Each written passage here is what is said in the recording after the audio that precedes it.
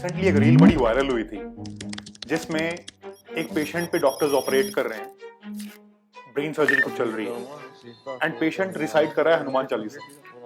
This is बहुत commonly done operation है, commonly done type of operation है। इसको हम अवेक क्रेनियोटमी कहते हैं। मतलब एलोन मस्क ने ब्रेन चिप लगाई है 2 बंदों के अंदर, इसका आधार कार्ड है भी गवर्नमेंट के पास, तो they have all the data of your chips. किस किसने चिप्स लगाई हैं, किसी ने क्राइम के बारे में सोचा और उसे पकड़ लिया। एक्चुअली हो रहा है, it's a form of treatment, it's called as deep brain stimulation, DBS, जो कुछ कुछ डिजीजेस के लिए करते हैं, जैसे पार्किंसन डिजीज हो गया।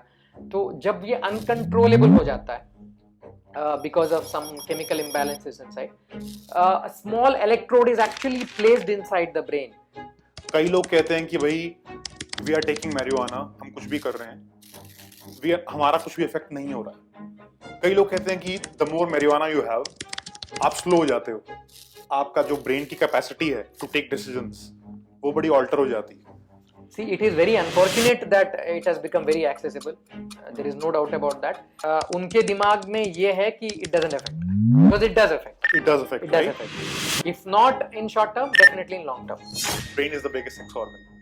Yet why is it that so many people are bad at It's it? the biggest organ, but yes, definitely it has a significant role. Hi, today at Just Another Guy, I have a very distinguished guest with me, who has been an AIMS alumni, a neurosurgeon. Yes, he dissects brain for a living. And let's get enlightened today. Dr. Skanda, thank you for doing this.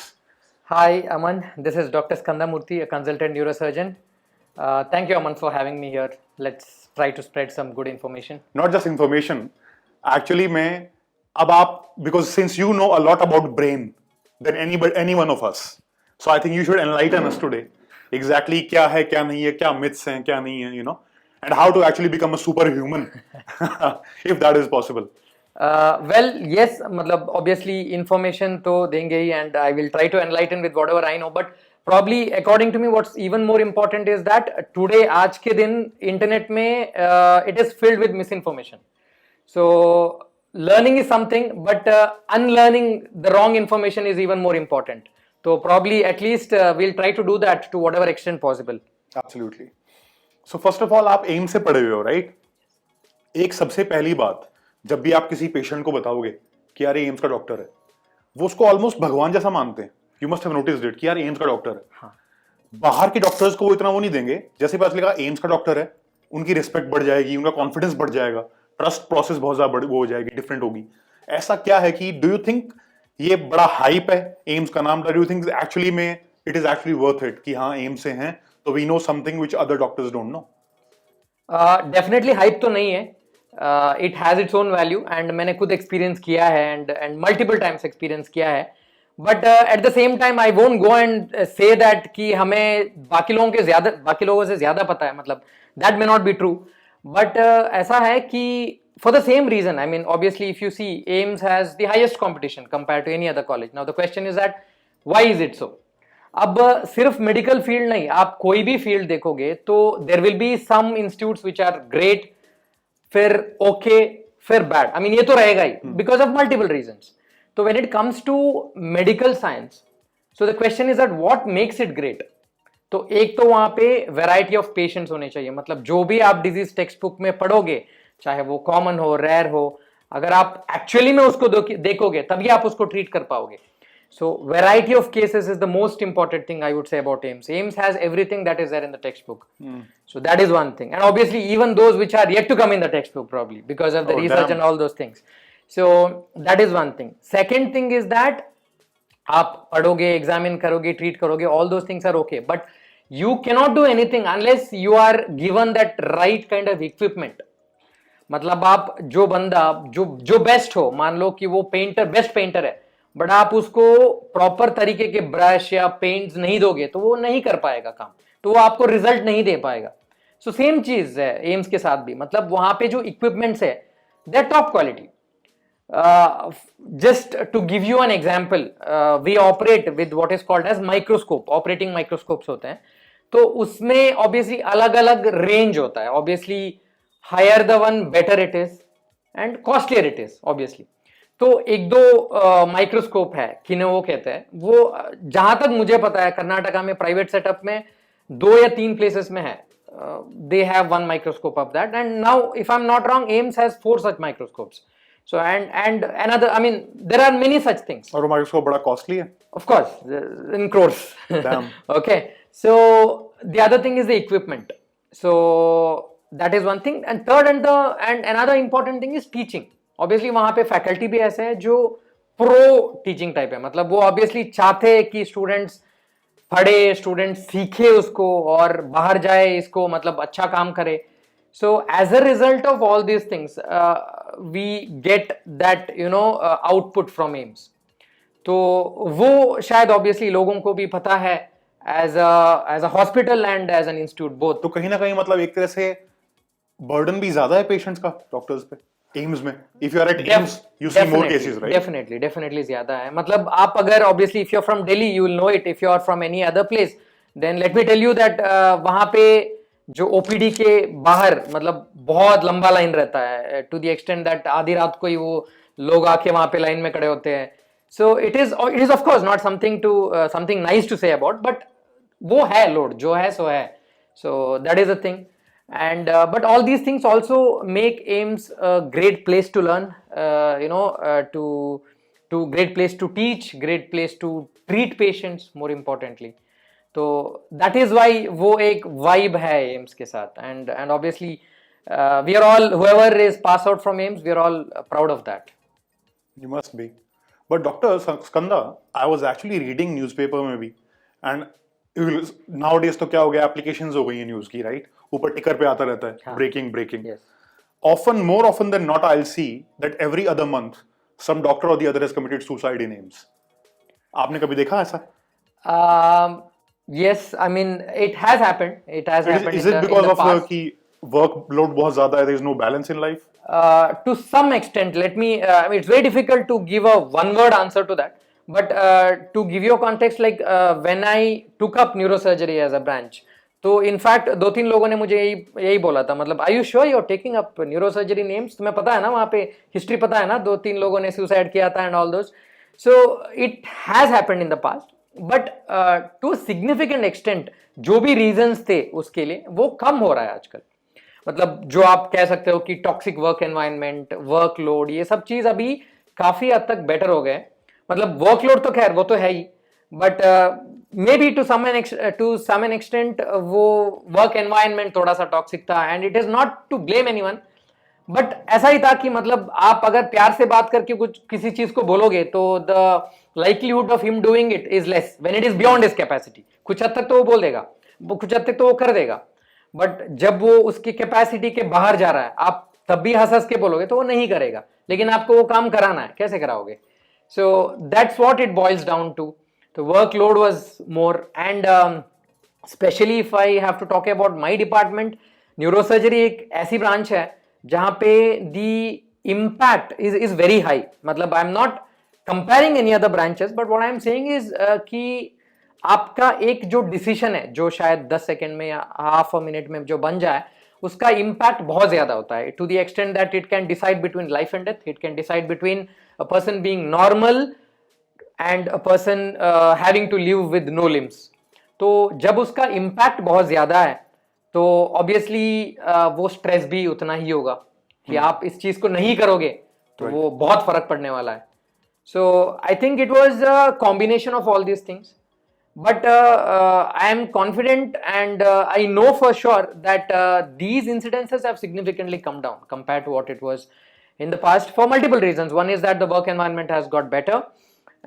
Probably the other thing is that even the residents, the people who are coming there are very well equipped to manage that stress. Probably हो सकता है, but definitely कम हुआ है compared to how it was.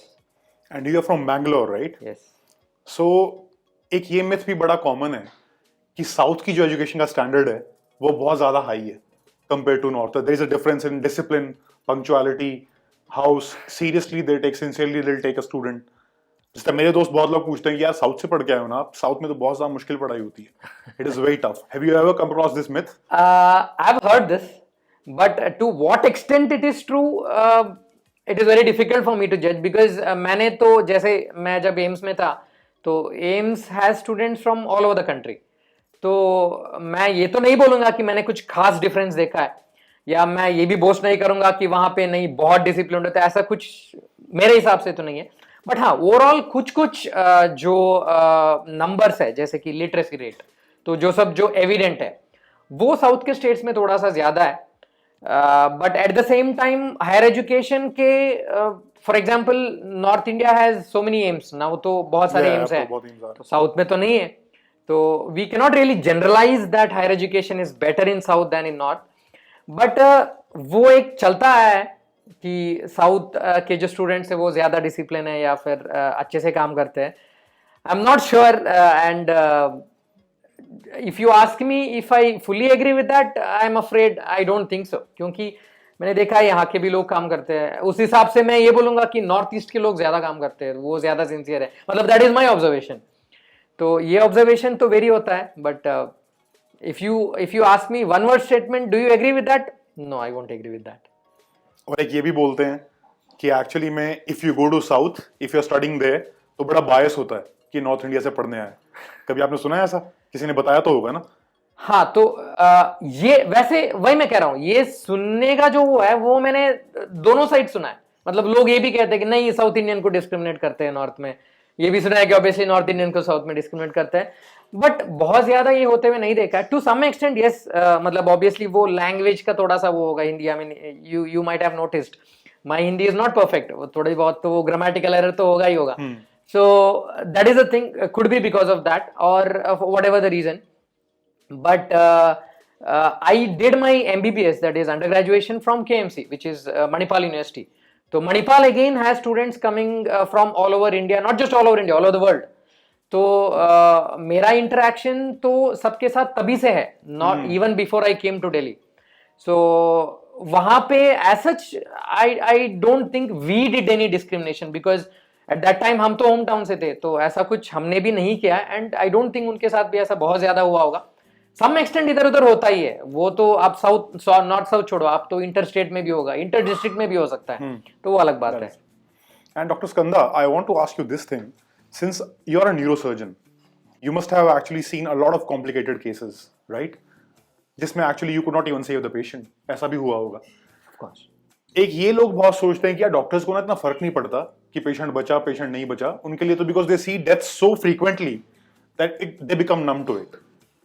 तो how has your perspective about deaths changed, like when you have seen so many deaths now, has it happened that now you think differently about life just because you are a neurosurgeon?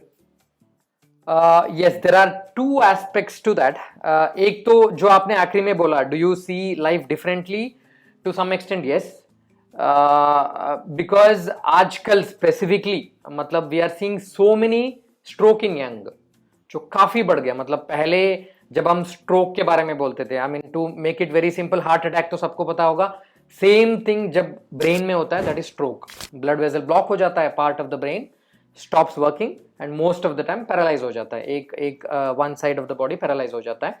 जो पहले जब हम stroke के बारे में बात करते थे, it used to be usually 60+, to some extent 50+, उससे कम में तो हार्डली मिलता होगा। बट आजकल I am not exaggerating, in my hospital alone at least 1 to 2 a week we are getting stroke in 40s or 30s. Damn. The Such young people. Yes, 28 also. I have operated 28 also. So these things are very scary. So that when you see such things constantly, it really makes you appreciate life more. जो आपको है, you have to be really thankful. मतलब मैं वही बोलता हूँ कि रोज सुबह उठ के मैं जिंदा हूँ, मैं काम कर पा रहा हूँ, तो it is it is something to be happy about, to have that gratitude. वो एक चीज है. At the same time second thing is that जो है उसको प्रिजर्व करना है, क्योंकि बहुत सारी चीज ऐसा है कि वो उनका जो इम्पोर्टेंस है वो खोने के बाद ही पता चलता है. जैसे कि हम रियलाइज नहीं करते कि हम आसानी से उठ के चल पा रहे हैं, हम काम कर पा रहे हैं दोनों हाथ से. हमने ये सब चीज को कभी अप्रिशिएट ही नहीं किया होगा. मतलब we have never been gratitude enough कि हाँ ठीक है ये कर रहा है, बट भगवान ना करे ऐसा हो, बट अगर किसी को ऐसा हो तो तब उनको रियलाइजेशन होगा कि ये कितना इंपॉर्टेंट था. तो ये सब चीज तो and the reason behind that तो मैं मतलब मेरे आसपास जो भी लोग हैं, मैं इन सब चीज़ों के बारे में बोलता रहता हूँ, मतलब अपने हेल्थ पे ध्यान दो, फिटनेस पे ध्यान दो, खाना अच्छा खाओ। तो ये सब चीज़ डेफिनेटली आया है इसके वजह से, because of seeing so many deaths or morbidities very closely. That is one thing. Second thing is, as you told, do we become numb to death? Not 100%, but to some extent our perception of death changes. मतलब वो उसको इतना importance देना fortunately और unfortunately थोड़ा सा कम होता है. To just to give you a context, मतलब for example अब अगर कैजुअलिटी में कोई सिवियर हेड इंजरी वाला पेशेंट आ गया जिसको हमें पता है कि शायद साल्वेज नहीं कर सकते, मतलब we can do nothing about that, and casualty से मुझे कॉल आता है कि ऐसा ऐसा है, इस स्टेट में है, तो मुझे पता है, सबको पता है कि कोई कुछ नहीं कर सकता. तो उस टाइम पे जो मेरा रिएक्शन होगा ना, वो मतलब वही होगा कि हाँ ठीक है, उनको बोल दो he is probably going to die by morning. तो मैं जब इस चीज को, मैं जनरली थोड़ा सा लाउडली बात करता हूँ, तो मैं अगर कहीं बाहर हूँ, अगर मैं फोन पे ये बोलूँ, so scary, no? हाँ, मैं फोन पे ये बोलूँ कि हाँ बोल दो कि वो कल सुबह तक शायद मर जाएगा, तो अगल बगल वाले वही लोग, ये कहीं टेररिस्ट तो नहीं है, क्या बात कर रहे हैं, कल सुबह तक मर जाएगा. तो but we don't realise that, probably you know we don't take that, probably as you told, that's the right word, we have become slightly numb to death. It happens. I don't know is it good or bad, because it's very difficult to say it's good or bad, because if you don't become that, it will start getting onto you. फिर आप ठीक से काम नहीं कर पाओगे. आप अगर कॉन्स्टेंटली ये सोचोगे कि मेरा ये करने से ये शायद मर सकता है, ये शायद मर सकता है, फिर आप शायद आपका 100% नहीं दे पाओगे. तो to some extent that disconnection is also important, but at the same time disconnection doesn't mean कि पूरा एम्पैथी खत्म हो जाए. जैसे मैं आपको याद दिला दूं, एक सीन रहेगा, आपने देखा होगा मुन्ना भाई एमबीबीएस, तो उसमें वो इंट्रोडक्टरी सीन है, वो बोमन ईरानी कहता है कि किस किस को अच्छा डॉक्टर बनना है, गुड डॉक्टर बनना है. तो वो एक लड़की कहती है कि मुझे बनना है, तो वो कहता है क्यों बनना है, तो वो कहती है कि मैं उनका दर्द समझ सकता हूँ, प्यार करते. तो वो कहता है कि that is not, I mean we are not here to you know feel their pain, we are here to treat. तो I won't agree with that 100%, but वो गलत भी नहीं है. तो एम्पैथी होना चाहिए, but not to the extent that it will get on to you, it will prevent you from doing your normal work. And tell me one thing, I am very curious. Recently एक reel बड़ी viral हुई थी जिसमें एक patient पे doctors operate कर रहे हैं, ब्रेन सर्जरी कुछ चल रही है, एंड पेशेंट रिसाइट कर रहा है Hanuman Chalisa. Okay. And that was very spooky कि यार मतलब पेशेंट सब कुछ ऐसे, ही डजंट फील एनीथिंग उस वक्त पे, राइट? तो एग्जैक्टली क्या था ये प्रोसीजर, क्या कहते हैं इसे? दिस इज बहुत कॉमनली डन ऑपरेशन है, commonly done type of operation है. इसको हम अवेक क्रेनियोटमी कहते हैं. मतलब इसका मतलब ये है कि पेशेंट कंप्लीटली अंडर एनेस्थीसिया नहीं है, वो अवेक है, वो अपना हाथ पैर चला सकता है, वो बात कर सकता है. एट द सेम टाइम वो दर्द फील नहीं करेगा. To tell it in simple words, to go little bit more in detail with that, basically क्या होता है कि हमारे दिमाग में, वैसे तो पूरा दिमाग इंपॉर्टेंट है, उसमें कोई डाउट नहीं है, कुछ कुछ एरियाज है जो बहुत ही ज्यादा इंपॉर्टेंट है, हम उसको इलोक्वेंट एरियाज कहते हैं ब्रेन के. जैसे फॉर एग्जांपल एक छोटा सा एरिया है, ये आपका हैंड या लेग का मूवमेंट कंट्रोल करेगा. उस एरिया पे थोड़ा सा भी डैमेज हो जाए तो आपका लेग फिर काम नहीं कर पाएगा. या कोई एक एरिया है जो स्पीच के लिए इंपॉर्टेंट है, वो एरिया अगर डैमेज हो जाए तो वो इंसान फिर बात नहीं कर पाएगा. तो these are all called as eloquent areas. तो जब अगर कुछ भी ट्यूमर हो या कोई भी हो उस एरिया के बिल्कुल पास है, तो हमें ये ध्यान में रखना है कि ट्यूमर को तो निकालना है, लेकिन उस एरिया पे कोई डैमेज नहीं आनी चाहिए. Even if you have to leave behind some tumour, it is okay. मतलब आप अगर 100% ट्यूमर निकाल के अगर इंसान बात नहीं कर पाएगा या फिर हाथ पैर नहीं चला पाएगा, then you are not serving the purpose. तो हमें क्या करना है, हमें मैक्सिमम सेफ रिसेक्शन करना है, जितना सेफ हो, जितना मैक्सिमम हो वो करना है. अब ऐसा होता है कि कभी कभी ट्यूमर एंड नॉर्मल ब्रेन को डिस्टिंग्विश करना भी बहुत मुश्किल हो जाता है कुछ कुछ टाइप्स के ट्यूमर्स में. तो उन केसेस में हम क्या करते हैं कि हमारा मेन पर्पस ये रहेगा कि डू नो हार्म, एटलीस्ट उसका जो इंपॉर्टेंट एरिया है वो डैमेज ना हो. तो वो इंपॉर्टेंट एरिया है या नहीं है, ये डिस्टिंग्विश कैसे होता है? मतलब जो थियोरेटिकली तो हम कह सकते हैं एक एरिया को हाँ ये करता है, but every person is different. At millimetre level पे the same area may not correspond to that. तो इस चीज को टैकल करने के लिए we do what is called as awake craniotomy. तो उसमें हम क्या करते हैं कि पेशेंट को कोई दर्द महसूस नहीं होगा इनिशियली, जो भी हमारा नॉर्मल ऑपरेटिव प्रोसीजर है, स्किन खोलेंगे, फिर वो अपना जो स्कल बोन हड्डी खोलेंगे, फिर ब्रेन के ऊपर का कवरिंग होता है ड्यूरा, उसको खोलेंगे। उसके अंदर जो एक्चुअल ब्रेन है वो पेन इंसेंसिटिव है, आप उसके ऊपर कुछ भी करो इंसान को पेन नहीं होगा, उसके अंदर वो पेन रिसेप्टर्स नहीं है, आप काटोगे तभी आपको कोई पेन नहीं होगा। ओके, सो वहां तक मतलब बिना एनेस्थीसिया के भी पेन नहीं होगा वहां तक पहुंचने के बाद, लेकिन वहां तक पहुंचने के जो स्ट्रक्चर्स है वो पेन सेंसिटिव है। तो हमें मल्टीपल मेडिकेशंस है। बेसिकली यहाँ जो इंपॉर्टेंट रोल है वो हमारे कॉलीग्स जो एनेस्थीसियोलॉजिस्ट है, न्यूरो एनेस्थीसियोलॉजिस्ट है, उनका ज्यादा रोल है इस तरह के ऑपरेशन में। तो they have to make sure that the person is awake at the same time he is not having any discomfort.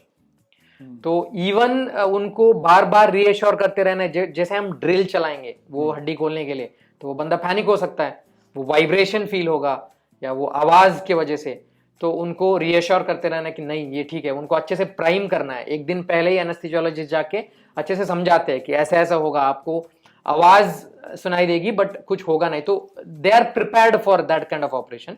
And during the operation depending on कि कौन सा एरिया है, अगर वो लेग मूवमेंट वाला एरिया है या हाथ मूवमेंट वाला एरिया है, तो हम ये बताते हैं पेशेंट को कि आप कंटिन्यूअसली वो मूवमेंट करते रहो। अगर हाथ का मूवमेंट वाला एरिया है तो हम बोलेंगे बार बार कि किसी का ऐसे उंगली पकड़ते रहो, वो ग्रिप टाइट रखा करो, ताकि थोड़ा सा भी उसमें अगर फर्क आ जाए तो हमें पता है कि we are very close to that, we should stop there. Exactly same thing for speech area. अब स्पीच एरिया में continuously we ask the patient to talk. अब टॉक कैन बी एनीथिंग। अगर उससे ऑब्वियसली पेशेंट को हो सकता है कि हनुमान चालीसा बोलने से और ज्यादा हिम्मत मिलेगी और ज्यादा he will have that this thing to go through that procedure. तो हम क्या करते हैं स्पेशली ये स्पीच एरिया में, it is called as negative mapping. तो we ask the patient to talk continuously, वो बोलता रहेगा, जो भी है बोलता रहेगा। And before we actually go ahead and remove the tumour, हम उसके ऊपर थोड़ा सा इलेक्ट्रोड्स रखते हैं। वो क्या करता है, टेम्पररी वहां का जो सिग्नल ट्रांसमिशन है वो बंद हो जाता है। तो ये this is a very interesting, वो बोलता जाएगा, जैसे हम उस एरिया पे इलेक्ट्रोड रखेंगे वो बोल नहीं पाएगा बिल्कुल, बट वो टेम्पररी है, इलेक्ट्रोड रखा है हमने, निकाला नहीं है। तो then we know that we are in that area which if we remove affect speech, it affect speech. तो फिर निकालेंगे, फिर से वो बोलना शुरू करेगा। तो ऐसा करते हुए हम प्रॉपरली उस एरिया को मैप कर पाएंगे कि ये वाला एरिया जो है बहुत इंपॉर्टेंट है, इसको प्रिजर्व करना है। So this is the thing. I mean, it can be Hanuman Chalisa, it can be anything. There are multiple such incidences. जो I remember like एक म्यूजिशियन है, तो उसके लिए ये फिंगर मूवमेंट बहुत जरूरी है। राइट, सबके लिए जरूरी है, there is no doubt, but जो हल्का सा जो फाइन ट्यून मूवमेंट्स है वो बहुत जरूरी है। जो गिटारिस्ट है उसके लिए मैं कह रहा हूँ। तो there are incidences where the person is made to play his guitar when this thing was done. जब जो वो एरिया ऑफ रिसेक्शन है, when it is very close to hand area, तो ये है कि patient has been asked to play guitar, ये करते हैं। और क्या ब्रेन में कोई कीड़ा भी होता है?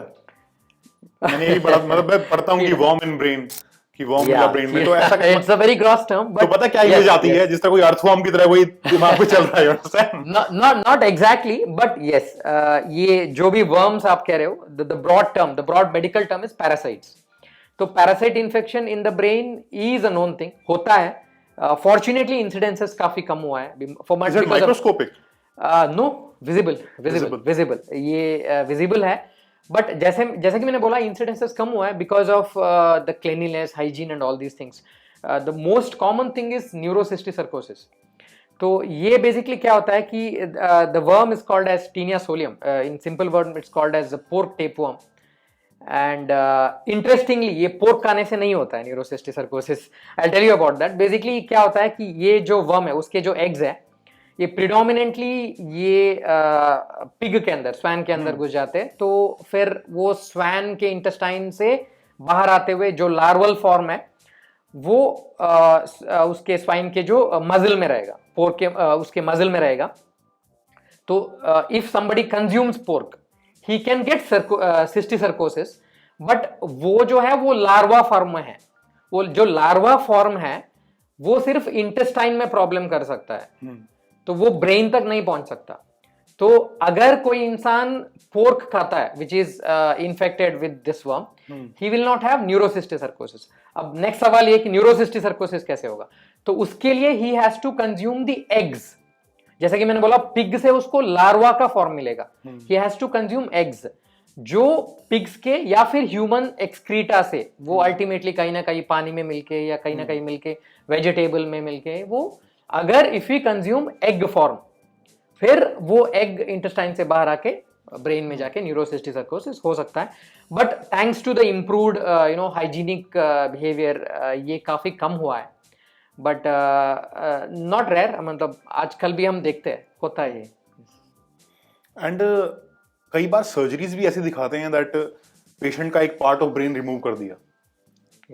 कहते हैं ना, लिखा आता है अखबारों में कि दिमाग का इतना हिस्सा निकाला गया। तो उसके बाद भी पेशेंट लाइफ कैसी रहती है? कुछ दिक्कत होती है कि मेमोरी में कुछ प्रॉब्लम हो गई, you know, you lost something और the other, and how does the patient survive?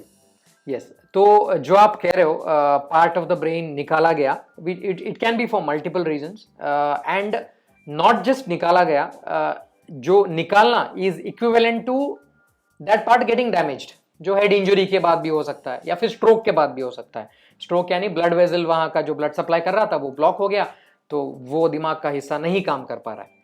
सो ये हो सकता है इन सब चीजों की वजह से। अब ऑब्वियसली अगर सर्जिकली हम अगर रिमूव करते हैं, because of most common reason being tumour, अगर ब्रेन का जो सब्सटेंस है, जो मैटर है, उसमें अगर ट्यूमर ग्रो होता है, जिसको हम अपने मेडिकल लैंग्वेज में ग्लायोमा कहते हैं, तो तभी जाके हम ब्रेन का हिस्सा निकालेंगे। क्योंकि अगर हम brain tumour as a broad term देखेंगे तो not everything is necessarily from the brain substance. Brain के कुछ कुछ कवरिंग्स है, ड्यूरा कहते हैं, वहां से भी कुछ कुछ बिनाइन ट्यूमर्स निकलते हैं। फॉर एग्जांपल मेनिंजोमा, कहने के लिए तो हम उसको भी ब्रेन ट्यूमर कहते हैं, बट वो ब्रेन सब्सटेंस से नहीं है। तो मेनिंजोमा को अगर हम निकालेंगे तो ब्रेन का कोई नॉर्मल हिस्सा नहीं चला जाएगा। सो जो आप कह रहे हो वो इन जो ब्रेन के सब्सटेंस से जो निकल के आता है ग्लायोमा, तो उस टाइप के सर्जरीज में yes of course a part of the brain goes. इसमें भी जैसे कि मैंने पहले बोला, तो we will only resect non eloquent parts of the brain. अगर कोई पार्ट इलोक्वेंट है तो जनरली हम उसको अवॉइड करते हैं, हम उसको नहीं निकालते हैं, weather it is for functioning of the limb और स्पीच। और कुछ कुछ ब्रेन ट्यूमर्स ऐसे हैं, ब्रेन का जो सबसे इंपॉर्टेंट एरिया है, इसको हम ब्रेन स्टेम कहते हैं, जो बेस ऑफ द ब्रेन, वो आपके कॉन्शियसनेस, आपके हार्ट, आपके breathing, it's responsible for everything. मतलब ब्रेन स्टेम मतलब जान, ब्रेन स्टेम नहीं है तो जान नहीं है। कभी कभी ये ग्लायोमास जो है ब्रेन स्टेम में भी आ जाते हैं, तो देन इट बिकम्स अनरिसेक्टेबल, इसको आप नहीं निकाल सकते। उसमें भी कुछ कुछ एक्सेप्शंस है, कहीं एक एरिया से निकल से बाहर आ गए, तो वो let's not go into the details of that. But usually अगर हम निकालेंगे तो वो non eloquent part of the brain है। Going to the second part of that, life after that, yes normal तो नहीं हो सकता, but depending on which area is lost it can be near normal. Life span again depends on the tumour. Life span brain का जो हिस्सा है उसको निकालने की वजह से कम नहीं होगा। अगर वो इंसान 2 दिन भी अगर ठीक से काम कर पा रहा है, देयर इज नो रीजन कि why he can not survive for 20 years also. जो लाइफ स्पैन कम हो सकता है वो because of the nature of the tumour. अगर वो ट्यूमर बहुत हाई ग्रेड है, अगर वो टुवर्ड्स द कैंसर है, वो स्पेक्ट्रम में एक एंड में हो गया बिनाइन, एक एंड में हो गया कैंसर, अगर वो टुवर्ड्स द कैंसरस साइड है तो बिकॉज ऑफ दैट उसको प्रॉब्लम्स हो सकता है, ट्यूमर रिकरेंस हो सकता है। तो because of that the life span can get compromised, but otherwise we have a lot of patients जिनका part of the brain निकाला गया for some or the other reason and they are living absolutely normal life. और आपने ये दिन recently पढ़ा था Neuralink के बारे में, बड़ा आजकल फेमस हो रहा है टॉपिक, कि एलोन मस्क ने ब्रेन चिप लगाई है 2 बंदों के अंदर, एंड एक्चुअली वो they can control their phone या लैपटॉप जस्ट बाय थिंकिंग। हाँ, तो यस ये सुना तो है मैंने, पढ़ा तो है कुछ कुछ, but the thing is that जो भी अभी अवेलेबल इंफॉर्मेशन है, आई वुड से ये बहुत ही कम है। मतलब जितना मुझे पता है उसके अकॉर्डिंगली, मतलब ये रिसर्च तो काफी टाइम से चलता रहा है। आई थिंक 2017 में ही visualised it, and but research takes time, right? It takes years and years. And a very important thing that I do not want to laugh it out. मतलब आज के दिन आप जो भी देख रहे हो, 30 years back it was only imagined. 30 years back बहुत सारे ऐसे लोग होंगे जो हंसे होंगे कि ऐसे कैसे हो सकता है। आज मैं यहाँ पे गुड़गांव में बैठा हूँ, मैं घर अपना फोन लेके अपना वैक्यूम क्लीनर चला सकता हूँ यहाँ से। आप अगर 30-40 साल पहले अगर किसी को बोलते तो they would have laughed at it. तो यही बात है अब इसमें भी, I am not laughing at it, only thing is that we can not conclusively say much about it. मतलब there are lot of things happening जो अब सुनने में तो यही भी आया है कि जो साइंटिस्ट के एट्रिशन रेट है वो काफी कम है, बहुत सारे साइंटिस्ट बीच में छोड़ के जा रहे हैं। अब कुछ तो रीजन होगा जिस वजह से वो छोड़ के जा रहे हैं, या तो वो अनहैप्पी है या तो उनको लग रहा है कि जो हो रहा है सही नहीं हो रहा है। जो न्यूरालिंक पे काम कर रहे हैं, हाँ, तो वो प्लस जो काफी सारे मंकीज के ऊपर जो एक्सपेरिमेंट हुआ है, मोर देन 20, काफी पेटा वालों ने भी काफी कुछ केस किया है उसके बाद। It's also told that they had to go through a lot of suffering, euthanasia दिया गया उनको। तो ये सब चीज भी है, सुनने में तो आया है। So the next thing is that intention behind that, मतलब दे आर क्लेमिंग कि this is to solve a lot of health issues. अब जो साइंटिस्ट बाहर आए तो they are talking otherwise, they are saying that नहीं, उससे कोई लेना देना नहीं है। तो यही सब चीज है। एट द मोमेंट हम कंक्लूसिवली तो कुछ नहीं कह सकते, but what they are saying again, जो सर्जरी अभी वो कह रहे हैं कि जनवरी में सर्जरी हुआ है, and all the information that we have is second hand information. वो बाहर आके वो जो भी कह रहे हैं, we are made to believe that it is true, but actually ऐसा हुआ है या ऐसा ये है, we don't have a first hand evidence of that. But now it doesn't seem like an impossibility, at least ये तो आप डेफिनेटली नॉट एन बिकॉज जो ये है इसका I won't say a direct relation, but a very primitive form of that actually हो रहा है। It's a form of treatment, it's called as deep brain stimulation, DBS, जो कुछ कुछ डिजीजेस के लिए करते हैं, जैसे पार्किंसन डिजीज हो गया। तो जब ये अनकंट्रोलेबल हो जाता है because of some chemical imbalances inside, small electrode is actually placed inside the brain. वो it has to be specifically that exact location. All the skill is getting to that millimeter of accuracy. तो वो it is placed there, and through the wire it is connected to a battery which is placed in the chest. तो वो wireless नहीं है, through the वो है, and वहां से वो impulses जाता है, तो brain is actually stimulated. तो I mean I'm not saying that there is any connection between Neuralink and this, but हाँ, मतलब अगर ये हो सकता है तो few years down the line possible हो सकता है, we cannot deny the possibility. And few years down the line तो मुझे ऐसा भी लग रहा था जब मैं पढ़ रहा था इस बारे में, न्यूरालिंक के बारे में, कि एक्चुअली जिस तरह आधार कार्ड है भी गवर्नमेंट के पास, तो they have all the data of your chips, किसने चिप्स लगाई हैं, and then just by thinking, knowing, reading the pattern कि किसी ने क्राइम के बारे में सोचा और उसे पकड़ लिया। You understand? Because you know endless possibilities in future में तो, right? Yes. So this is actually a very scary thing. Yeah, very scary, and the biggest question mark will then be on the morality and ethicality of that. The persons who are in control, मतलब it is like you are letting your control over somebody else. But what if you are in an actually authoritarian government, like China में हो आप, जबरदस्ती हर एक के दिमाग में लगाना जरूरी है चिप। तो वही है ना, मतलब that is not something that and we you don't should even be... know कि आप तो लगा चुके हो। Exactly. So yes. And Dr. Skanda, this is a very important question which people keep asking me. Are they, like, even I am very inconclusive about this. Difference in learning ability. ऐसा क्या है कि कुछ लोग सिर्फ एक दो बार पढ़ते हैं चीजें and they memorize it forever. Whenever they want, they can recall it. पर कुछ लोग जो होते हैं 10-15 बार रिवाइज कर रहे हैं, 20-20 बार रिवाइज कर रहे हैं, and then still they feel कि यार मैं आधा चीजें मुझे याद नहीं रहती. This definitely is a very complex thing. मतलब पहले बेसिकली आपका क्वेश्चन ये है कि कुछ डिफरेंस है ब्रेन में, आप यही पूछ रहे हो ना? तो लाइक कुछ डिफरेंस है या लाइक कुछ जेनेटिक मेकअप होता है या फिर ब्रेन का ही सब कुछ लेना देना है इसमें? हाँ, तो बेसिकली देखिए ऐसा है कि बिफोर आंसरिंग दिस, ये जो भी आप कह रहे हो, let's assume in so called normal brain, तो ऑब्वियसली अगर कुछ एबनॉर्मल ब्रेन है, जैसे कि फॉर मल्टीपल रीजंस, ब्रेन में ट्यूमर है या पार्ट ऑफ द ब्रेन काम नहीं कर रहा है बिकॉज ऑफ इंजरी और सम कंजेनाइटल थिंग, या बर्थ के इमीडिएट बाद कुछ प्रॉब्लम हो गया, तो आप वो ब्रेन देखोगे तो उसमें और इसमें डेफिनेटली फर्क है. सो it is beyond doubt that having a normal brain is important for this. अब सवाल ये होता है कि जब दो इंसान है जिनके अंदर स्ट्रक्चरली नॉर्मल ब्रेन है, उनमें क्या फर्क है कि एक बंदा अच्छे से कर पा रहा है, एक बंदा नहीं कर पा रहा है. सो it is a very complex thing. जैसे इवन ब्रेन के अंदर जो न्यूरॉन्स हम कहते हैं, सो वो न्यूरॉन्स तो लगभग सेम ही है, मतलब it's like more than billions of neurons inside. तो जहां तक मुझे पता है, जहां तक मैंने पढ़ा है एंड एक्सपीरियंस किया है, it is all about connections between the neurons. जैसे आप कुछ नया चीज करते हो तो मल्टीपल न्यूरॉन्स के बीच में कनेक्शंस बन जाता है। अब अगर आपके पास बिलियंस ऑफ न्यूरॉन्स है तो आप अगर परमुटेशन कॉम्बिनेशन करोगे तो it goes into trillions, from billions it goes into trillions.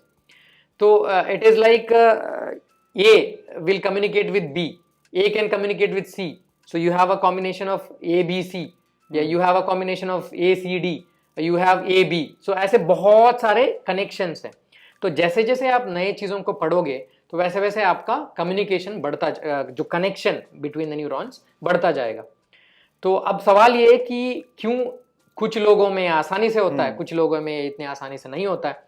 तो yes, definitely to some extent वो जेनेटिक ये वो सब रोल होगा कि कितनी आसानी से जो न्यूरॉन्स है वो कम्युनिकेट कर पा रहे हैं with each other. And also another thing is that, जो जैसे कि आपने बोला वो स्पेसिफिक चीज पढ़ना, अब पढ़ना एक चीज है, पढ़ना विद अटेंशन एक और चीज है। तो वो it will also depend on कि आपका अटेंशन एंड आपका फोकस कितना अच्छा है। जस्ट फॉर एग्जाम्पल, हो सकता है कि आप दो लोगों को ले लो, 30 ईयर ओल्ड ईच, तो एक पर्सन जो है वो आसानी से चीज़ों को समझ सकता है, सेम चीज़ उनको आपने पढ़ने के लिए बोला, एक ने बहुत अच्छे से ग्रास्प कर लिया, दूसरे ने नहीं किया। तो इसका मतलब ये नहीं कि वो जेनेटिकली बेटर है, इसका मतलब ये भी हो सकता है कि जो पिछले 30 ईयर्स उसने कैसे स्पेंड किया, मतलब उसने अपने फोकस एंड अटेंशन के ऊपर कितना काम किया है। तो it will also depend on that. So obviously it is multifactorial, बहुत सारी चीज़ों के ऊपर डिपेंड करेगा कि आप कितना अच्छे से ग्रास्प कर पाओगे, कितने अच्छे से ग्रास्प कर पाओगे। But very important thing is that, अगर आपको लगे कि आप कंपेयर टू अनदर पर्सन आप इतने अच्छे से ग्रास्प नहीं कर पाते हो, it is okay, because brain can compensate for it with practice. आपको बस प्रैक्टिस करना है। वो अल्टीमेटली न्यूरॉन्स के ऊपर के जो कनेक्शंस है, by the way this is called as neuroplasticity, तो ये कनेक्शंस है वो बनी जाएंगे, बस आपको थोड़ा सा ज्यादा मेहनत लगाना है, वो बन जाएंगे। और फिर जो बचपन से हम सुनते हैं कि बादाम खाया करो यार तो याददाश्त अच्छी होगी, ऐसा कुछ है? So basically not just बादाम, ये जो ड्राई फ्रूट्स है they are all rich in good fats. Okay. अब ब्रेन के काफी सारे हिस्सों में ये फैट्स के बहुत सारे रोल्स है, जैसे वो ब्रेन के कवरिंग हो गए, मल्टीपल सच थिंग्स। तो getting these good fats is important. तो अगर एट द सेम टाइम अगर आप इन सब गुड फैट से डिप्लीटेड हो तो हो सकता है कि ये जो कनेक्शंस है वो अच्छे से नहीं बन पाएंगे। But by providing that you are making that work easy. But इसका मतलब ये नहीं कि आप कोने में बैठ के पूरा दिन बादाम खाओगे तो आप सुपर ह्यूमन बन जाओगे, ऐसा कुछ नहीं है। आपको बाकी चीज तो करना ही है, तो उसके साथ अगर आप अच्छा सा फूड लोगे तो definitely it will help in reaching that goal. And I have also red a lot of places, sleep जो है उसका बहुत ज्यादा रोल है आपकी मेमोरी से भी, आपकी ब्रेन हेल्थ से भी, how it performs and plus how young you stay, how youthful you stay, for how long. Absolutely. ऐसा है? Absolutely. Sleep is a very important thing. मतलब in simple words, it is like brain को आप continuously कुछ ना कुछ stimulus आप दे रहे हो, मतलब आप या तो कुछ सुन रहे हो या तो कुछ देख रहे हो या तो कुछ कर रहे हो, तो brain is very active at that time and brain is trying to form all new connections every single day. तो आपको फॉर एग्जाम्पल फॉरगेट ब्रेन, आपको भी अगर बहुत कुछ काम है तो अल्टीमेटली बैठ के सोचने के लिए टाइम चाहिए ना कि मैं ये करूँ प्लान करने के लिए। तो ब्रेन कब करे ये सब? तो जब आप सोओगे तभी ब्रेन जो है ये सारे कनेक्शंस बहुत एफिशिएंटली बनाएगा। हाँ, अच्छा आज मैंने ये सीखा है तो इसको मैं मतलब this is a useful thing, मैं इसको मेमोरी, अच्छा सा मेमोरी बना देता हूँ, अच्छा सा ये एक कनेक्शंस बना देता हूँ। तो ये सब चीज mainly happens when we are sleeping. Not just sleeping, deep sleep is very important, बहुत सुपरफिशियल स्लीप नहीं। तो रेम स्लीप जो कहते हैं, that is a very important phase जहाँ पे आपको मतलब आपके ये सारे न्यूरोनल कनेक्शंस है वो बनेंगे। And if you are chronically sleep deprived आपको बहुत सारे प्रॉब्लम्स होंगे, इंसोम्नियाक्स बहुत सारे प्रॉब्लम्स होंगे। And I think you mentioned about being looking young, being young.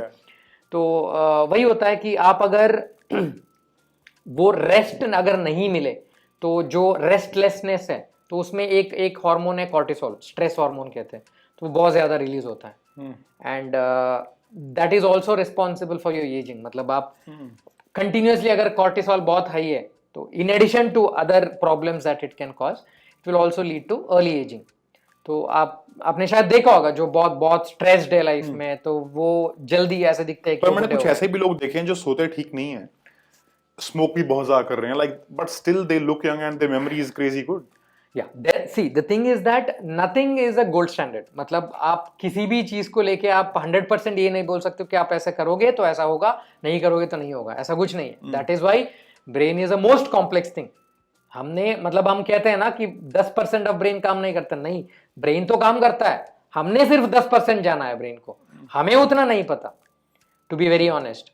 तो of course there are other factors too, जैसे कि आपने बोला हो सकता है कि ही इज नॉट स्लीपिंग, हो सकता है कि ही स्मोकिंग, बट हो सकता है कि उसका जो जेनेटिक मेकअप है वो बहुत अच्छा हो सकता है he is well equipped to fight against all this things, free radicals कहते हैं, ये सब चीजों के अगेंस्ट फाइट करने के लिए वो बेटर इक्विप्ड हो। बट आप उस इंसान में भी अगर मतलब आप एक हाइपोथेटिकल सिचुएशन अगर आप निकालोगे कि वो स्मोक कर रहा है, अच्छे से नहीं सो रहा है, फिर भी यंग दिख रहा है, बट अगर ये दो चीज नहीं करता ना तो और ज्यादा बेटर दिखता। It's a hypothetical thing, but that is it. I mean, you cannot compare two individuals, two different individuals. That's what I'm saying. So is there a way to actually improve your REM sleep?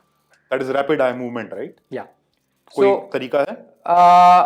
again, not like मैं अगर ये चीज बोलूं तो ऐसा नहीं कि आप ये करोगे तो आपको definitely improvement होगा. But yeah, of course, it is to improve your sleep quality. Multiple things have been told. One is that having a nice ambience. I mean, they say dim lighted area, obviously not bright light, dim lighted area, cold temperature, not eating too much because obviously आप नहीं चाहते हो कि आप metabolically बहुत active रहो। मतलब that is a time to take rest. तो they say at least 2 to 3 hours before sleeping. That is one thing. And you know, थका हुआ, जैसे कहते हैं थका हुआ बॉडी अच्छे से ये सो जाता है, तो like working out is also a very good thing. Of course not just before sleeping, but if you are working out well, that will also help in you sleeping better. So यही सब चीजें हैं. But again, if you can always take an example of a person who is doing all these things wrong and still getting better sleep. So but yes, these things will definitely help in improving the quality of sleep.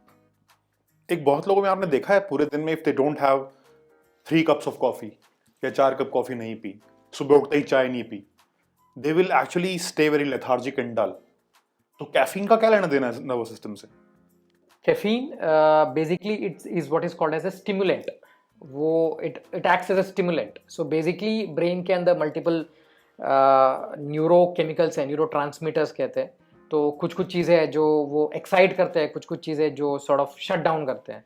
So stimulant basically वही काम करता है, तो आपका जो wakefulness है उसको थोड़ा सा बढ़ा देता है, आपको थोड़ा सा और एनर्जेटिक करता है, तो to some extent it does. But the flip side of that is जैसे कि फॉर एग्जांपल चाहे ये हो या चाहे कुछ और स्टिमुलेंट हो, इनका ये कि आपको अगर पर्टिकुलर डोज चाहिए to get that wakefulness, there is a very high chance that the body and the brain will get used to that, and after some time that stops working. You need a little higher dose of that. So that is also a possibility, and that is where the concept of addiction and withdrawal symptoms come. मतलब अगर उसको नहीं लोगे तो आपका normal भी नहीं रहेगा फिर, तो just to be normal you need that dose. It comes to that state most of the time. और जो आजकल since nowadays तो even you must have seen recreational drugs बड़े आम बात हो गई हैं आजकल। एक वक्त पे था कि this was something very exotic, now it is her college की कहानी है, हर यूथ की कहानी है। कई लोग कहते हैं कि भाई वी आर टेकिंग मैरिजुआना, हम कुछ भी कर रहे हैं, हमारा कुछ भी इफेक्ट नहीं हो रहा है, वी आर स्लीपिंग वेल, हमारी ब्रेन मस्त है और हम हर हफ्ते वीड स्मोक कर रहे हैं, कुछ भी कर रहे हैं। कई लोग कहते हैं कि the more marijuana you have, आप स्लो हो जाते हो, आपका जो ब्रेन की कैपेसिटी है टू टेक डिसीजंस वो बड़ी ऑल्टर हो जाती है। तो रियलिटी कहां स्टैंड करती है कि how does it affect, recreational drugs का क्या इफेक्ट है? See, it is very unfortunate that it has become very accessible. There is no doubt about that. It is also very unfortunate कि उनके दिमाग में ये है कि it doesn't affect, because it does affect. It does affect. It does affect. If not in short term, definitely in long term. ये definitely this is going to harm. उसमें कोई doubt नहीं है. Again, the same concept. Does it change brain chemistry or something? Yes, definitely. Basically क्या होता है कि you can categorise it into 2 types of problems. One is a major problem which is as a byproduct of this. जैसे कि cocaine can cause stroke also. अगर stroke हो जाए तो it's all together a different problem. तो हो सकता है कि you are paralyse for life. तो the other problem is directly related to that. जो उनको सो कॉल्ड किक जो मिलता है, so basically they do that. It is for instant gratification. तो वो मोस्ट कॉमनली आपने सुना होगा वो dopamine kick and all that. Dopamine है, इन एडिशन टू डोपामिन बहुत सारे ऐसे केमिकल्स हैं, सेरोटोनिन है, ऑक्सीटोसिन है, ऐसे बहुत सारे केमिकल्स हैं. तो बेसिकली क्या होता है कि इन ड्रग्स का जो अल्टीमेट पर्पस है वो इन जो प्लेजर केमिकल्स को रिलीज करना, ताकि ब्रेन आपको इंस्टेंट रिवॉर्ड दे दे. तो देन क्या होता है कि you get addicted to that, you want that reward. तो then you start doing more and more. But जैसे कि मैंने पहले बोला, the brain gets used to this chemical. Now that dose of whatever you are giving is not enough. So brain wants more of that dose to get the same effect, which also means that उतना dose अगर आप नहीं दोगे तो brain will not even remain normal, it will go to sub normal level. तो that is where all those withdrawal symptoms come, कि कुछ time बाद, मतलब तो सबको पता है. केस जहां पे somebody has come up to you कि not narcotic withdrawal, because most of them are dealt by the psychiatrists, not neurosurgeons. But जो हमें कॉमनली जो मिलता है वो अल्कोहल विड्रॉवल. बहुत सारे पेशेंट्स को अल्कोहल विड्रॉल होता है, even though the mechanism is slightly different over there, let's not go into that. But वो बहुत कॉमन है. अल्कोहल विड्रॉवल इज अ बहुत कॉमन चीज है, जो कोई भी कारण के लिए एडमिट हुए. कभी कभी हमें समझ ही नहीं आता है कि वो हिस्ट्री भी ठीक से हमें नहीं पता रहता है कि वो बहुत ज्यादा पी रहा था या जो भी है. After 3-4 days he starts having some weird symptoms. तो हमें समझ नहीं आता, is it related to his brain problem, what is it. फिर बाद में वो हिस्ट्री मिलता है कि नहीं, he was a chronic alcoholic and all these things keep happening. But it's very unfortunate that people think that it doesn't affect. I think a lot of people actually think that इससे कुछ भी नहीं फर्क पड़ता. कि हम चाहे कितना ही गांजा मार हो लें, सकता है फर्क नहीं पड़ता at that time. Short term में फर्क नहीं पड़ता, but long term में definitely फर्क पड़ेगा. मगर it is a definite no. Definite कि फर्क पड़ना ही पड़ना. Definite no. There is absolutely not a single point to support it, at least according to me. And जो sleep आजकल आप देख रहे होगे हर जगह sleeping pills बड़े easy available है. Alprex तो हर कोई ले लेता है. कहीं पे भी आप जाओगे फार्मेसी पे, भैया नींद की गोली देना, you understand? नींद की गोली देना. I myself see gyms में people I often come across, they always say कि यार हमें नींद की गोली लेनी पड़ती है. इसकी एडिक्शन कितनी स्केरी है एक्चुअली, नींद की गोली लेना पड़ना. एंड लॉन्ग टर्म में से क्या इफेक्ट्स हो सकते हैं? Definitely it is actually, in simple words, it is exactly the opposite of जो हमने पहले बात की. तो ये बेसिकली क्या करता है, to some extent slow down and shut down करता है ताकि आप सो पाओ. अब there are some proper medical conditions जहां पे हमें ये देना पड़ता है. जैसे पेशेंट बहुत ज्यादा एंग्शियस है, फॉर एग्जाम्पल उसकी सर्जरी है, 2 दिन में सर्जरी है, and because of the same reason वो बहुत एंग्शियस है. बहुत एंग्शियस होने के वजह से उसका बीपी बढ़ रहा है, उसकी वजह से कुछ और प्रॉब्लम हो सकता है. So that is an exception जहां पे हमें उसको काम डाउन करने के लिए ये देना पड़ेगा. बट ये जो आप कह रहे हो ओवर द काउंटर इसका जो मिलना, that is not a good thing, because obviously layman will not really have the capacity to जज कि उसको एक्चुअली में उसकी जरूरत है, या I mean he is just going for it because he wants to. तो बेसिकली ये भी सेम चीज करता है. Over time almost all the sedatives or the sleeping pills are habit forming. After some time it becomes very कितने light sleeping pill हो, हाँ, चाहे 0.25 के Alprex हो, चाहे कुछ भी हो, आप 0.25 के काफी टाइम तक ले लो, then it is possible that after some time you need 0.5. So it is possible. And फिर वो एक mentality भी बन जाता है ना, नहीं आया तो क्या हुआ, मैं थोड़ा सा और ज्यादा एक्स्ट्रा ले लेता हूँ. So it also that वो mindset भी ऐसा ही बन जाता है. ठीक है, नहीं आ रहा, अब कल मुझे इंपॉर्टेंट काम है तो नहीं आ रहा तो 2 ले लेता हूं मैं आज. So that is not something good.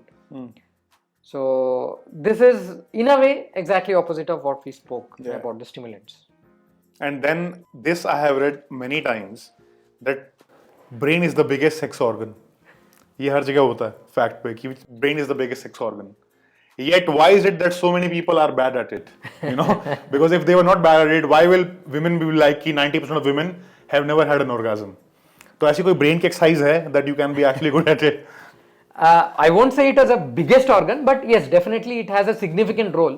मतलब just to probably give you a context, क्या होता है कि देर आर सम इंस्टेंसेस, ये हमें फोरेंसिक मेडिसिन में पढ़ाया गया था, कि where a person claims himself to be important. He claims because he's convicted crime. I mean उसने रेप किया है, अब वो खुद को बचाना चाहता है तो वो कहता है कि मैं important हूँ. तो in such a situation that person is brought to doctor and there are set of tests which are done to see if he is actually important. Erection हो पा रहा है, नहीं हो पा रहा है, and all these things. तो there are multiple physical causes of impotency, चाहे वो ब्लड सप्लाई ठीक से नहीं है या नर्व डैमेज हो गया, मल्टीपल ऑल दिस थिंग्स. तो ये सारे टेस्ट किया जाता है, ओवरनाइट इरेक्शन टेस्ट, ये बहुत सारे चीज़ें हैं, तो ये सब किया जाता है. And at the end of it if he passes all this, pass यानी fail, I mean in the sense he is telling the truth और he is not telling the truth. So अगर he is still important in spite of all this things, तो ये है कि I mean तो फिर तो हो गया, ठीक है, ही इज इंपॉर्टेंट.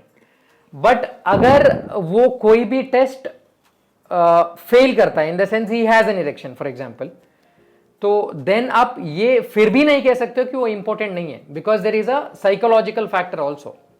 तो वो ये कह सकता है कि नहीं, when I am actually performing I can not, because of the psychological thing I can not. तो that test can never prove that he is not important, because there is a very big psychological factor which cannot really be tested. So that is just to give you a context of the importance of brain in that. If there is a exercise, I mean nothing that I know of, but definitely the usual things that they say, I mean it is more than the act, it is all the other things, the intimacy and all those things. Probably that is something that men should work on to be better at it. And whenever you will open the news channels, ये खबर बड़ी होती है कि यार उस doctor को पीट दिया. एक गवर्नमेंट सेटअप में पर्टिकुलरली गए, पेशेंट की फैमिली गई, उन्होंने डॉक्टर को बहुत पीटा, मारा, घसीट लिया या गालियां दी. Even I came across a data जिसमें इंडियन मेडिकल एसोसिएशन कह रही है more than 75% doctors have actually experienced some form of violence in this setup. किसी ना किसी तरह की उन्होंने देखा है मारपीट वगैरह. फिर आपने कुछ देखा है ऐसा कभी जब आप एम्स में काम कर रहे थे? बिकॉज एम्स में वर्कलोड बहुत ज्यादा होता है, बहुत ज्यादा होता है. तो इट इज बाउंड टू कि यार किसी डॉक्टर की जजमेंट में थोड़ा थक गया है कि भी रुक जाओ. तो आपने कभी देखा है ऐसा? हाँ, मतलब it has happened with my junior. वो कैजुअलिटी में ऐसा कुछ इंसिडेंस हुआ था, वो बेचारा भाग के फिर वहाँ से निकला था. But it is a very unfortunate thing. मतलब मैं ये नहीं कह रहा हूँ कि because I am a doctor ये गलत हो रहा है, मैं ऐसा नहीं कह रहा हूँ. I will get into that. ये it is just to give you an example. कभी कभी हमारा टीवी का रिमोट काम नहीं करता for whatever reason, battery low है या कुछ भी है, तो हम इतना फ्रस्ट्रेट हो जाता है कि वो फेंक देते हैं हम उस रिमोट को, है ना. बट हमारे फेंकने से क्या वो काम करना शुरू करेगा? Not necessarily. एंड क्या वो एक्चुअली रिमोट की गलती है? नहीं, वहां पे बैटरी नहीं था, because of whatever other reason it was not working. But हमने क्यों फेंका? It was because of that instant anger जो हम बाहर निकालना चाहते हैं. So that is what is causing all this problem. मतलब अब पेशेंट्स रिलेटिव्स या patients they are frustrated. I am not saying that उनके साथ जो हो रहा है वो ठीक हो रहा है, हो सकता है उनके साथ जो हो रहा है वो गलत हो रहा है, but they are not in a position to think and जज कि ये जो गलत हो रहा है क्यों हो रहा है एंड किस वजह से हो रहा है, what are the reasons behind that. तो because they are not doing all this judgement, जो सामने है उनके ऊपर ये गुस्सा निकाल देते हैं. So which is very unfortunate. And multiple times बहुत सारे ऐसे कंडीशंस हैं जिसपे कोई चाहते हुए भी कोई कुछ नहीं कर सकते, नहीं बचा सकते. एंड बहुत सारे ऐसे कंडीशंस हैं जो शायद बचा सकते हैं बट वो सेटअप नहीं है वहां पे वो बचाने के लिए. तो जो अगर आपके फेवरेबल रिजल्ट नहीं आ रहा है तो it is because of multiple things. So obviously उस गुस्से को इमीडिएटली जो सामने अवेलेबल है उसके ऊपर निकालना it is not at all justified. अब उसका फ्लिप साइड ये है कि एक और इससे जो प्रॉब्लम होगा, आप एक इंसान किसी डॉक्टर को अगर वो मारता है तो वो डॉक्टर को तो प्रॉब्लम होगा ही, उसका तो नुकसान होगा ही, but he is also causing a lot of damage, lot of losses to the community outside. In the sense वो डॉक्टर आगे जाके वो जो हाई रिस्क केसेस है उसको लेने से पहले 10 बार सोचेगा कि यार मैं क्यों करूं, अगर रिजल्ट नहीं निकला तो यही होने वाला है. क्या बाहर भी ऐसा है? हाँ हो जाता है. अच्छा, बाहर बाहर as in outside India you're saying? Yeah. Yeah. Outside India probably it is less. Anger is there. Anger is channelized in a different way. Suing is more over there than violence. But वही होता है कि अगर एक इंसान को कुछ high risk case है, ultimately he needs a medical help. But अगर सारे डॉक्टर्स ऐसे बन जाए कि मैं ये हाई रिस्क केस को नहीं लूंगा, तो वो कहाँ जाए? और इस सिनेरियो में गलती किसकी है? पेशेंट की तो गलती नहीं है, he is having a high risk case. Doctor की भी गलती नहीं है, बिकॉज वो भी डरा हुआ है कहीं ये करके अगर गलत हो जाए तो मुझे ये ना प्रॉब्लम हो. तो इस कंडीशन में गलती उस बंदे की है जिसने पहले डॉक्टर के ऊपर वायलेंस किया है. So indirectly he is causing a lot of damage to the entire human community, not just to that doctor. So I think that is something which people should be, little more considerate. And आपने AIIMS में काम किया है, now you're in Mangalore, जो एक ये particular से myth सा बना हुआ है, या फिर मिथ तो नहीं कहूँगा, एक प्रेजुडिस बना हुआ है कि आप प्राइवेट हॉस्पिटल में लूटते हैं. गवर्नमेंट वाले जो होते हैं वो बिल्कुल सही चार्ज करते हैं, अच्छी वो करते हैं, डायग्नोस बहुत बढ़िया करते हैं. केयर बढ़िया नहीं है गवर्नमेंट में, लेकिन वहाँ डायग्नोसिस बिल्कुल परफेक्ट है. लेकिन प्राइवेट वाले बहुत लूटते हैं. तो डिफरेंस क्या है दोनों के सेटअप में? मैं बताता हूँ, इसको थोड़ा डिटेल में बताते हैं. इसको let's see it from patients perspective, from the hospital management perspective and doctors perspective. अब ऑब्वियसली ये तो without any doubt everybody is, तो माइंडसेट तो वही है ना. तो आप अगर एज अ पेशेंट जाओगे, व्हेन आई से गवर्नमेंट सेटअप, मैं एम्स, पीजीआई, ये जिपमर, ये निमैंस, इन सब चीज़ों को काफ़ी हद तक इंक्लूड नहीं कर रहा हूँ, because these are all exceptional institutes. बाकी गवर्नमेंट सेटअप ऐसा नहीं होते हैं. सो जो स्टेट रन गवर्नमेंट्स है, for multiple reasons, will come to that also, वो ऐसा नहीं होंगे. तो आप अगर एक पेशेंट के हिसाब से आप अगर देखोगे, कोई भी एक स्टेट रन हॉस्पिटल हो, तो वो खुद सोच सकता है कि the kind of care and जो काइंड ऑफ एफर्ट जो उसको डालना है वहाँ पे, वो बहुत ज़्यादा है गवर्नमेंट में. तो वो लाइन में खड़ा रहेगा, फिर वो डॉक्टर मिलना भी मुश्किल है, फिर मिलने के बाद भी वो लंबा क्यों रहेगा, पता नहीं कब एडमिशन वाला डेट आएगा, पता नहीं किस तरह का ट्रीटमेंट होगा, and all these things. At the same time अगर वो प्राइवेट में जाएगा तो he will get into the OPD quite easily. मतलब ऑब्वियसली वहाँ पे भी क्यों होगा, depending on the number of emergencies and all that, but he will be able to get the doctor easily. अगर वो चाहता है तो प्रॉब्ली इमीडिएट एडमिशन, या फिर within few days admit हो जाएगा, अच्छा खैर भी मिल जाएगा. अब obviously he is paying a price for that, he is paying money for that. Now the difference is that there is nothing called free meal. आपको अगर गवर्नमेंट सेटअप में अगर कुछ फ्री में मिल रहा है, तो somebody else is paying for it. Government क्या, खैर taxpayer is paying for it. So that is a thing. Now the difference is that the amount of money that is paid, जो गवर्नमेंट जो maintain करेगी उस government hospital versus the maintenance of the private hospital. अब everything is very very expensive when it comes to medical field. चाहे आपका CT machine हो, MRI machine हो, आपके ओटी इक्विपमेंट्स हो, तो अल्टीमेटली इन सब चीज़ों के लिए पैसे कहाँ से आना है? Government is not funding any of these private hospitals. उनका सैलरी ऐसा है, जैसे सीटी मशीन बोला आपने, एक से एमआरआई मशीन बोला, तो कई लोग कहते हैं यार हमें बिना बात पे स्कैन बोल दिया कि तू स्कैन करा ले. कई लोग ऐसा बोलते हैं ना कि सीटी स्कैन बिना बात करवा दिया, बिना बात एमआरआई करवा दिया. Exactly, I come to that. तो ये ज्यादातर तब बोलते हैं जब सीटी या एमआरआई नॉर्मल निकलता है. So we are very surprise, instead of being happy they are sad that ये नॉर्मल था, फालतू में कराया. अब अगर हमें पता होता कि एब्सोल्युटली नॉर्मल होना है, एबनॉर्मल होना है, हम थोड़ी ना करते, है ना. तो ultimately our aim is to get the right diagnosis. अब हो सकता है कि आपका स्कैन नॉर्मल निकले, you should be happy about that, not saying that ये अननेसेसरीली किया है. एंड टू सम एक्सटेंट ये I won't say unnecessary, but I would say कि वन स्टेप ज्यादा हो गए हम ये इन्वेस्टिगेशन करने में compare to 10 years back. We are little more towards doing investigation again for the same reason, we want to play safe. हम क्यों ये रिस्क ले? अगर हमने कोई स्पेसिफिक इन्वेस्टिगेशन नहीं किया और हमने कुछ डायग्नोसिस मिस कर दी, तो आगे जाके आप ही आके उल्टा हमें पीटने वाले हो ना, तो आपने डायग्नोज नहीं किया. So obviously again that is the same thing. अगर आप कोई डॉक्टर के ऊपर वायलेंस करोगे तो you will also make him more defensive, which will mean that he will also try to protect himself little more. He may incline towards little bit of war investigation, not for any other purpose, but because he feels that is safe for him and for the patient.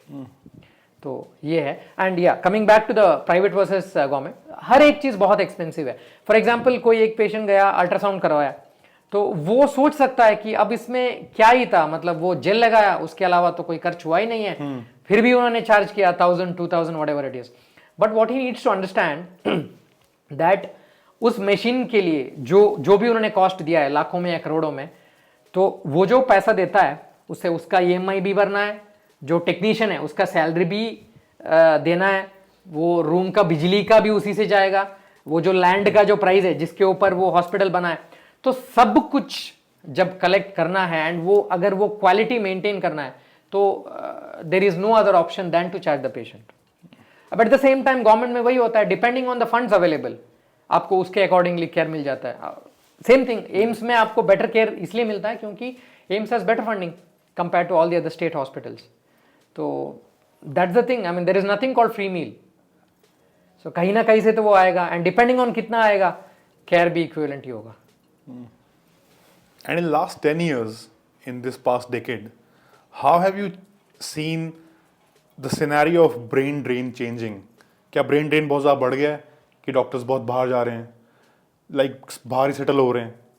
जिस तरह पहले जब when you must have pursued your MBBS, आप सोचते हो कि कोई senior बाहर चला गया, राइट? ऑस्ट्रेलिया, उस वक्त ऑस्ट्रेलिया बहुत जाते थे, ऑस्ट्रेलिया चले गए, यूएस चले गए. तो हैज इट डिक्रीज्ड और has it increased over time? To be very honest, I don't know the exact data, but the thing is that there are two things to that. One is that वो क्यों जा रहे हैं? So again comes back to the same thing, the increasing incidences of violence. That is the thing. अच्छा, Second thing it is an effect? It is definitely an effect. अब वो वही बोलेंगे, वही सोचेंगे ना कि why should we stay here and risk our own life? So that makes them slightly, I mean that will not be the sole reason, but that will make them slightly inclined towards going out. Second thing is that having better equipment, having an ability to do it in an efficient way with better equipments. So these are the things which... Plus they are paid well abroad, right? They are paid well too. I won't completely agree with that because to some extent, yes, they are paid well, but it comes with its own, pros, cons. The tax system is more, all these things are there, and more important than that, it is the quality of life that they get. That's the single most important factor. मतलब जैसे कि for example, I have no regrets about that, but I am on call 24/7. I am okay with that, but I cannot plan any movie, dinner. I mean, I may watch everything. I may go for a dinner also, but I may get a call anytime. I may have to come back. ये चीज़ बाहर नहीं है. अगर आप free हो तो आप free हो. आप जो भी 5 days a week, जो भी हार्स वर्किंग आवर्स है, ऑफ वर्किंग आवर्स आपको कोई नहीं बुलाने वाला. So these are all the few things which attracts people to go out. But obviously there are cons also. I mean you are away from family and all these things, and the overall work setup is becoming better in India. There is no doubt. The equipments are all better available in India.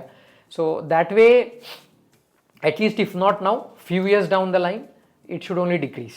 People, I feel, will prefer to stay here than go outside. But again, I don't know the exact data.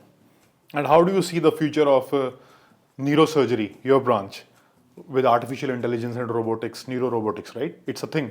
Yeah. It is already being used. It is already like in obviously there are two things. One is to diagnose and another one is to treat.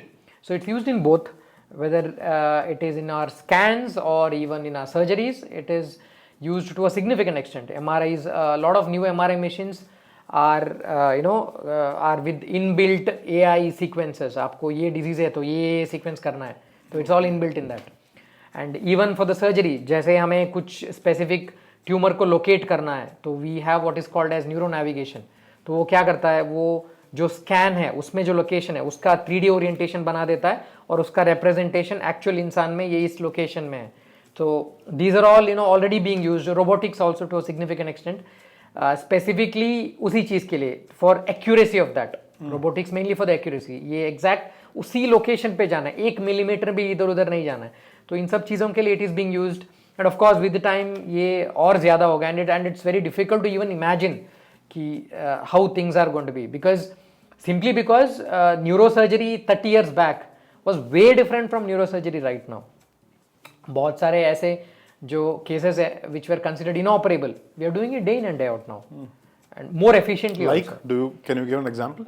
Like for example previously बहुत साल पहले ये सब there is something called pineal gland tumor, तो ये सब तो ज्यादा लोग करते नहीं थे. Pineal gland which secretes melatonin. Yeah, that or for example there is something called as vestibulotionum. I won't call it as inoperable, but there were times when people used to go sit in the OT and take 24 hours, more than 24 hours to remove that tumor.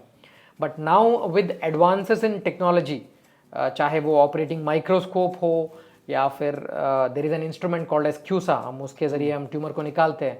So because of all these things now the time has significantly come down. I mean, most of the time it is removed within 6 to 7 hours. So definitely it will only progress with time.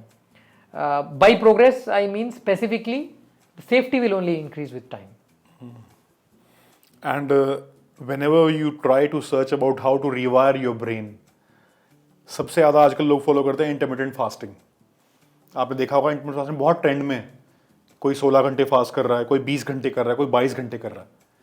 And then actually many people claim it changes your brain chemistry. तो fasting का actually में brain पे क्या लेना देना, मतलब कुछ है फर्क, कोई कोरिलेशन है? टू सम एक्सटेंट है. बेसिकली क्या होता है कि बाय फास्टिंग आप क्या कर रहे हो कि आप अपना ब्लड शुगर लेवल कम करा रहे हो. तो जैसे आपका ब्लड शुगर लेवल कम होगा, there are a lot of changes which take place. अब ब्रेन के लिए अगर एडिक्वेट ग्लूकोज नहीं मिलता है तो the second source of energy for brain is what is called as ketone bodies. तो ये जो स्टोर्ड फैट है तो then they start getting mobilized, वहां से वो ब्रेक डाउन होके फिर वो कीटोन बॉडीज बनते हैं. तो these ketone bodies as a source of energy are generally considered good for the brain, जो नॉर्मली बहुत ज्यादा नहीं होता है. Normally brain gets adequate glucose, आप खाते रहते हो, ग्लूकोज रहता ही है. तो but these ketone bodies are good in multiple ways. वो उसके सेल मेम्ब्रेन स्टेबिलाईजेशन, बहुत सारी चीज़ें, इन सब चीज़ों के लिए वो बहुत इंपॉर्टेंट है. To the extent that keto diet तो आपने सुना ही होगा. It is so keto diet in addition to being used in body building, it is also used to treat epilepsy. जो फिट्स है, जो अनकंट्रोलेबल है. Obviously the first line is with medicine, but we call it as refractory epilepsy. ये refractory epilepsy में keto diet is a very well established thing, especially in children. They are given very low carb so that their ketone bodies build up and the frequency of getting bit significantly comes down after that. So definitely fasting has a good role to play, but everything is bad if it is done beyond a point. So obviously, I mean, when you say intermittent fasting, yes, they say 12 to 16 hours, but इसका मतलब ऐसा नहीं कि आपको hypoglycaemia चाहिए तो 3-4 दिन खाना नहीं खाए. No, that will have a negative impact definitely. Yes. And please do tell some superfoods. कोई 3-4 superfoods which obviously you said कि you cannot make somebody a superhuman, but कोई 3 चीजें ऐसी जो लोग खाएं and they feel just amazing about themselves. Well, superfoods तो नहीं कहूँगा, बट अल्टीमेटली ब्रेन हेल्थ के लिए आपको अपने डाइट के हिसाब से काफ़ी कुछ करना ज़रूरी है. In simple words, it is for your entire health, not just brain health. Some of the things which I mention previously वही है कि to have good amount of good fats. तो ये चाहे नट्स हो या फ्लैक्स सीड्स, चिया सीड्स, ये सब चीज़ें. And keep your sugar levels low because they cause a lot of harm. Having high blood sugar आपके मतलब हर एस्पेक्ट से आपको वो प्रॉब्लम करेगा. तो अगर किसी बंदे के पास ऑप्शन लेना है कि या तो मेरे को पराठे खाने हैं या मुझे गुलाब जामुन खाने हैं, तो मतलब paratha is still better than gulab jamun? Definitely, because paratha if it is with ghee at least, आप थोड़ी बहुत फैट है उसमें जो वो शुगर स्पाइक नहीं होगा. ये जो शुगर स्पाइक होना है ना, it's called as high glycemic index food, that is even bad. तो बट उल्टा ये है कि brain wants you to eat those things because उससे आपको इंस्टेंट ग्रेटिफिकेशन मिलेगा. Brain wants that only. तो हमारा ब्रेन बहुत मतलब स्टोन एज में है अभी भी. It wants all these things which will give you instant gratification. Brain तो अभी भी ये सोचता है कि ये हाई कैलोरी फूड है, इसको खा लो, क्या पता कल आपको खाना ना मिले, अब स्टोर करके रखो बहुत कुछ. तो इन सब चीज़ों से आपको इंस्टेंट ग्रेटिफिकेशन मिलेगा. I mean clubbing all these things, एक तो हाई कैलोरी फूड, बाकी आपको आपका जो रेस है वो सर्वाइव करना है. कैसे? You have to have sex, you have to have children. तो इसी से भी आपको इंस्टेंट ग्रेटिफिकेशन मिलेगा. Brain becomes very happy with all this things, it rewards you, वो डोपामिन सर्ज आ जाता है ये सब चीज से। बट ये है कि आपको इन सब चीज़ों को कंट्रोल करना है। अल्टीमेटली जो इंस्टेंट ग्रेटिफिकेशन वाली जो भी चीज़ें है, you have to go beyond that to have a good overall health as well as a good brain health, whether it is having high protein diet. Protein से मुझे याद आया, ये सब डॉक्टर्स मना क्यों करते हैं वे प्रोटीन लेने से? Like whenever you go to a doctor, you are suffering from anything, you are battling some, कोई भी बीमारी कोई भी हो, द मोमेंट दे रियलाइज कि यार ये बंदा प्रोटीन लेता है, आप भी देखोगे कि यार प्रोटीन मत लिया करो, या तो किडनी खराब हो जाएंगी या कहीं जम जाएगा। बहुत मिथ नहीं है इसके बारे में। I will tell you. Since now today I have a doctor, I think this is the best day to, you know. It is to a significant extent misinformation. I am a doctor and I take whey proteins. Let me be very honest about that. ठीक है, तो basically ये है कि there are multiple aspects of that. If you take a whey protein which actually has what is there in its label, I don't see any problem with that because it is derived from milk. तो milk में तो वे protein होगा ही, तो वैसे तो आप कह रहे हो दूध पीना भी गलत है, नहीं ऐसा नहीं है। No, the problem here is, I mean I think you should be knowing it very well that there is a lot of problem of this fake powders, तो उसके वजह से प्रॉब्लम हो सकते हैं। Second thing is that there is a speculation, अब पता नहीं कि कितना सच है कितना ये है, कि they mix a lot of other things so that आपका रिजल्ट जल्दी से बन जाए। Probably those things are not good. I mean, I don't know how true all these things. That is one reason why they say stay away from all these things. Second thing is that the other question is that आपको लेना ही क्यों है, मतलब they think from that perspective, आप क्यों लेना चाहते हो, आपको normal food से भी तो आएगा।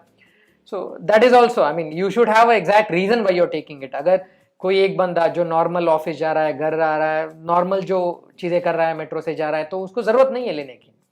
बट अगर आप वर्कआउट कर रहे हो, आप वो एनर्जी स्पेंड कर रहे हो, आप मसल बिल्ड करना चाहते हो, तो to get that extra protein, if you take a good quality whey protein, I don't see anything wrong with that. Kidney खराब होना, I don't know why exactly they say that, probably because of जो उसमें मिलावट है उसके वजह से हो सकता है, या probably they are also talking about creatine, तो creatine is also used as a supplement. But जो क्रिएटिन जो सप्लीमेंट लेते हैं to increase the ability of the muscle just to do that one more rep, basically that's how it works, वो kidney खराब नहीं करेगा। But उल्टा ये है कि आपका अगर किडनी खराब हो जाए तो आपका क्रिएटिनिन लेवल बढ़ जाता है। सो it is possible that a doctor who is not well versed in the fitness industry might think of these things and might tell that क्यों करना चाहते हो, इससे ये होगा वो होगा। but my personal opinion, if you get a good quality genuine whey protein, I don't see anything wrong with that. I mean, minor things like bloating हो सकता है, abdominal discomfort, these things can happen, but apart from that I can't imagine something grossly going wrong because of taking whey proteins, pure whey protein. And Dr. Skanda, before we finish this, I actually want to ask you something very personal. Like, how do you approach high-risk patients? Like, ऐसे patients जिसमें आपको पता है कि बचने की probability बड़ी कम है. You cannot give them the solution to save their life or something they have come to you for. How do you approach them? Like, high-risk patient को आप कैसे देखते हो? Like, how tough it is to actually balance such patients? देखिए, ऐसा है कि with time as we evolve, I mean the way how we look at it obviously changes. मतलब जिस तरह मैं देखता था 5 साल पहले when I was a fresh pass out is very different from how I see it now. मतलब पहले क्या होता था कि अगर कुछ गलत हो जाए, गलत तो नहीं बोलूंगा because there is a significant difference between गलत और नॉन कॉम्प्लिकेशन। ये हो सकता है और ये गलत जो हमें न्यूज में देखते हैं कि पेट के अंदर ये रह गया, पैर के अंदर नीडल सर्जिकल वो रह गई, स्कैल्पल रह गया, ऐसा सब तो देखते हैं। These are there is a word in forensic, I am not able to recall that. Basically it means things which speak for itself. I mean, you cannot justify, you cannot defend anyone for doing that. अगर कुछ रह जाए तो definitely वो गलत है। But जो complications है, मतलब कुछ ये कुछ हाई रिस्क केसेस है, जैसे एन्यूरिज्म कहते हैं, उसके ऑपरेशन में कुछ प्रॉब्लम हो गया, तो वो गलती नहीं है बट वो कॉम्प्लिकेशन है, हो सकता है, it has been explain to the patient पहले भी, बट ये पहले मुझे बहुत ज्यादा इफेक्ट करता था। अगर मेरा पेशेंट ठीक ना हो, अगर कुछ ऐसे कॉम्प्लिकेशंस हो जाए, तो I was like very dull for 3 days 4 days, मतलब I was just not able to come out of that.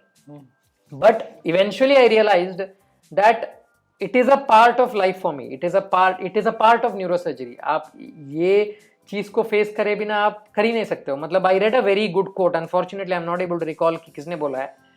It says, it may sound very rude but it is not, to save many lives unfortunately we have to lose some lives. मतलब अगर आप ये complications नहीं देखोगे, अगर आप ये complications नहीं होगा, अगर आप ये कॉम्प्लिकेशंस करना ही नहीं चाहते, तो only way is you stop working, then you will be losing many other patients because of the disease. तो ये एक नया perspective which has come to me over the years कि it is also same as what is told in Bhagavad Gita. कर्म करते जाओ, फल की चिंता ना करो. You do your work. You don't, and moreover यहाँ पे तो आप अपना फल भी नहीं सोच रहे हो, ये तो पेशेंट का फल है, उसका फल क्या आपके हाथ में नहीं है। आपका काम क्या है, आपका काम ठीक से आप करो, तो रिजल्ट जो भी आ सकता है। बट मेरे अकॉर्डिंग गलती वो है अगर आपका इंटेंशंस गलत है, जो भी होगा, फाइनेंशियल रीजंस या कुछ भी रीजंस, वो गलत है, या आपने एडिक्वेट एफर्ट नहीं लगाया, आप लेजी हो गए, यार रात को 3 बजे कॉल आया, रहने देते हैं, ये चीज गलत है, इसको जस्टिफाई नहीं कर सकते। बट आपका इंटेंशन सही था, आपका डिसीजन गलत हो सकता है, आपका इंटेंशन सही था, आपने सोचा कि ये काम करेगा बट वो काम नहीं किया। रेट्रोस्पेक्टिवली आप सोच सकते हो कि इसके बदले में मैं ये करता तो बेटर होता, दैट इज स्टिल ओके। जब तक आपके इंटेंशंस ठीक है, कॉम्प्लिकेशंस शुड नॉट अफेक्ट।